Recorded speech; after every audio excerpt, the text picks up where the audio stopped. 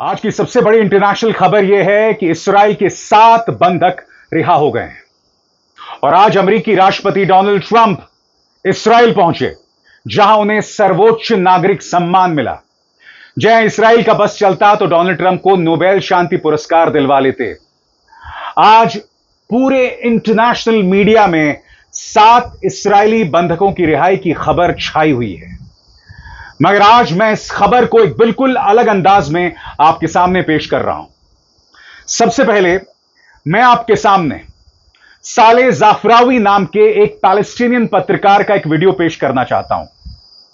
यह फलस्तीनी पत्रकार, उसे 2 ही दिन पहले इजरायली डिफेंस फोर्सेस ने बंधक बना लिया था, अगवा कर लिया था और अपने साथ ले गई थी। उसके साथ क्या हुआ कुछ देर बाद, मगर सबसे पहले यह वीडियो देखिए, वो किस तरह से एक मासूम बच्चे के साथ खेल रहा है।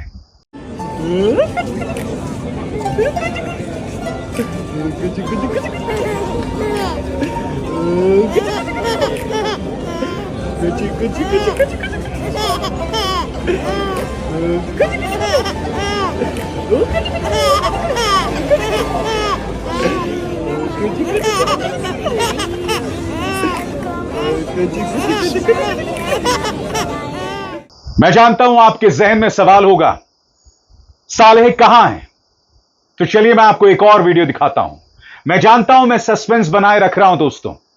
इस वीडियो में देखिए, 2 दिन पहले का वीडियो है।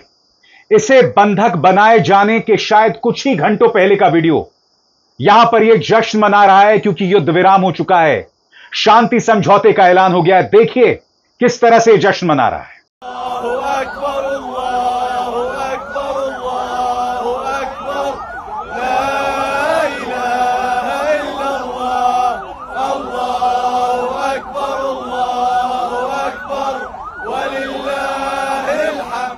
जी हां, साले जाफरावी कल जो जश्न मना रहा था और आज हमारे बीच मौजूद नहीं है। इजरायली डिफेंस फोर्सेस इसे अगवा करके ले गई और वापस आई तो इसकी लाश।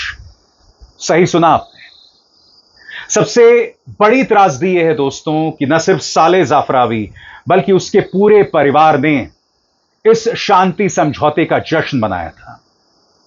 साले जाफरावी फलस्तीन का वो पत्रकार था जिसके अंदर छोटे छोटे बच्चों के लिए उसका दिल धड़कता था, उसके अंदर इंसानियत थी। तभी इस वीडियो में आप देख सकते हैं किस तरह से वो एक बच्चे के साथ खेल रहा है। शांति समझौते का ऐलान होता है, रहस्यमय तरीके से इजरायली डिफेंस फोर्सेस उसे बंधक बनाती हैं, उसे ले जाती हैं और वापस आती है तो उसकी लाश। अब मैं आपको एक वीडियो दिखाता हूं। यहां पर उनके पिता उसके पार्थिव शरीर पर अपने आंसू बहा रहे हैं। देखिए यह मार्मिक वीडियो।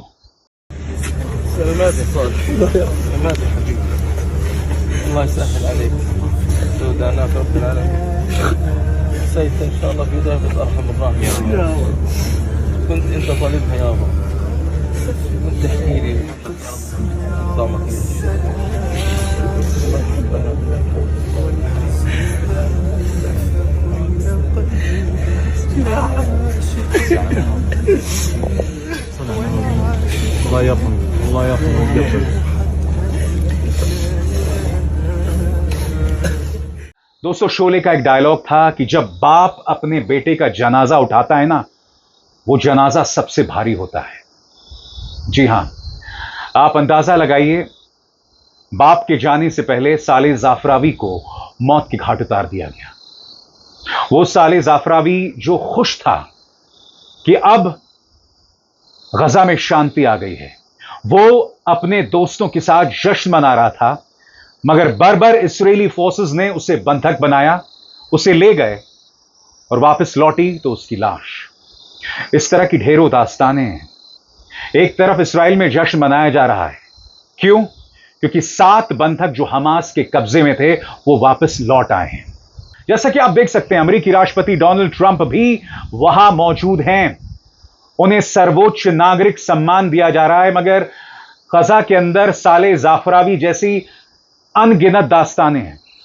पत्रकारों को मौत के घाट उतार दिया गया, उन्हें आतंकवादी बताकर उन्हें हमास का आतंकवादी बताकर।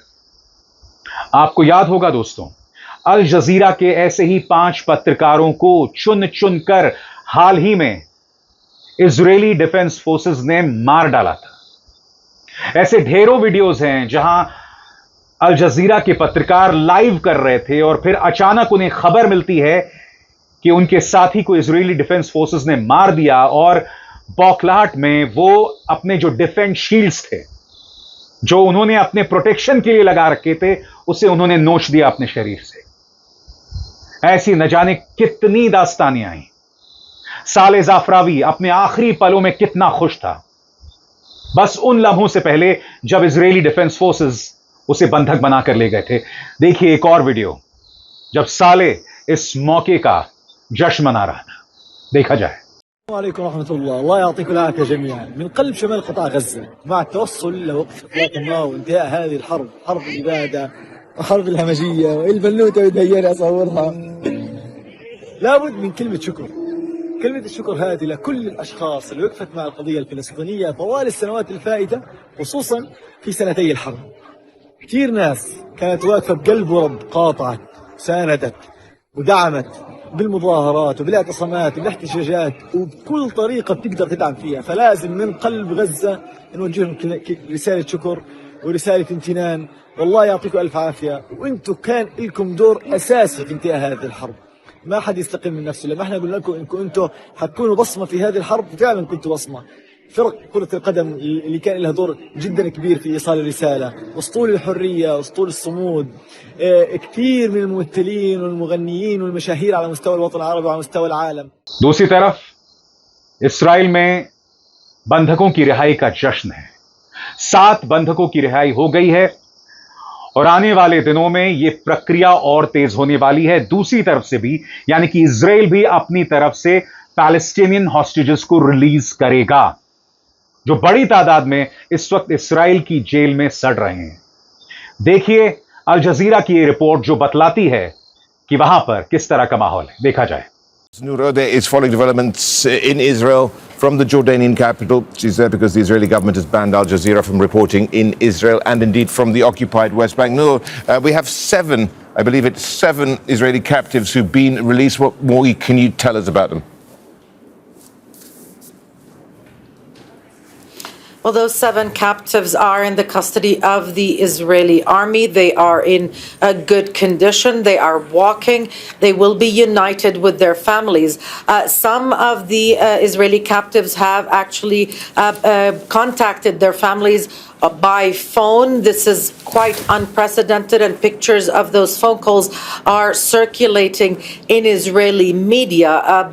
Really scenes that were almost unfathomable just a few weeks ago. This is the first step of the exchange that we are expecting to conclude today. 7 have been released. 13 living Israeli captives remain, Rashad, as well as the bodies of 28 Israeli captives killed during the past 2 years. We're not sure how many of those bodies Hamas was able to retrieve. Let's just remember, Israel has devastated the Gaza Strip. It continues to be present. The forces are in 53% of the Gaza Strip. So already before this day arrived, the Israeli authorities. और आगे बढ़ने से पहले एक जरूरी संदेश। मेरे कार्यक्रमों के लिए आप नोटिफिकेशन का इंतजार मत कीजिए। मेरे चैनल में जाइए और खुद जाकर कार्यक्रम देखिए और रहिए अपडेटेड। और हां, ज्वाइन कीजिए मेरा चैनल। देखिए यह जरूरी संदेश। स्वतंत्र और आजाद पत्रकारिता का समर्थन कीजिए, सच में मेरा साथी बनिए। बहुत आसान है दोस्तों, इस ज्वाइन बटन को दबाइए और आपके सामने आएंगे ये 3 विकल्प। इनमें से एक चुनिए और सच के इस सफर में मेरा साथी बनिए। बहरहाल जहां तक घटनाक्रम की बात है, खबरें क्या क्या मिल रही है इस पर गौर फरमाया जाए। आपकी स्क्रीन पर गजा से जिंदा इस्राएली बंधकों की रिहाई शुरू हो गई है। अभी जो 7 बंधक छोड़े गए हैं वे उन 20 में से हैं जिनकी आज घर लौटने की उम्मीद है। इस अमेरिकी मध्यस्थता वाले युद्ध विराम समझौते के पहले अहम चरण के तहत इसराइल में कैद करीब 2000 फलस्तीनी कैदी और बंदी भी रिहा किए जाएंगे। अमेरिकी राष्ट्रपति डोनाल्ड ट्रंप इस वक्त इस्राइल में हैं, जहां वे आज प्रधानमंत्री बेंजामिन नेतन्याहू से मुलाकात करेंगे और देश की संसद को संबोधित करेंगे। ट्रंप कुछ बंधक परिवारों से भी मुलाकात कर रहे हैं। इसके बाद ट्रंप मिस्र जाएंगे, जहां 20 से ज्यादा देशों के नेता, जिसमें फ्रांस के इमैनुअल मैक्रों और ब्रिटेन के प्रधानमंत्री कियर स्टारमर भी शामिल हैं, गजा के भविष्य पर एक शिखर सम्मेलन में हिस्सा लेंगे।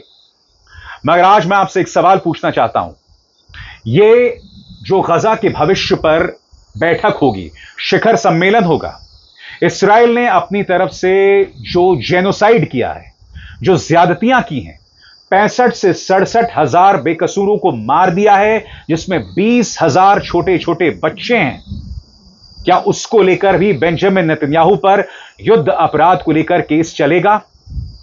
और क्या बगैर दोहरे मापदंड के अमेरिका, फ्रांस, ब्रिटेन जो हैं इस पर कार्रवाई करेंगे?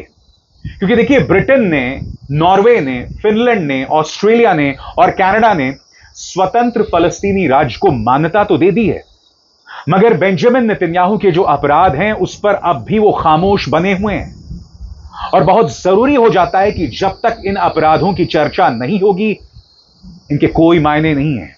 और जैसे मैंने बताया, ऐसी ढेरों तस्वीरें हैं, ऐसे ढेरों वीडियोज हैं, मगर क्या अंतर्राष्ट्रीय समुदाय पर इसका कोई असर पड़ रहा है? ये सवाल तो पूछे जाएंगे ना, इंसानियत के नाते, इंसाफ के नाते। मगर इंसानियत और इंसाफ, ये दोनों ऐसे शब्द हैं जिसका इस्राइल से इस वक्त कोई लेना देना नहीं है, या ये कहा जाए बेंजामिन नेतन्याहू का इससे कोई लेना देना नहीं है। मगर मैं कर्म के सिद्धांत में विश्वास करता हूं। मैं एक हिंदू हूं और मेरी भगवत गीता में कर्म के सिद्धांत का जिक्र है कि जैसे कर्म करेगा वैसे फल देगा भगवान। यह है गीता का ज्ञान। अभिसार शर्मा को दीजिए इजाजत। नमस्कार।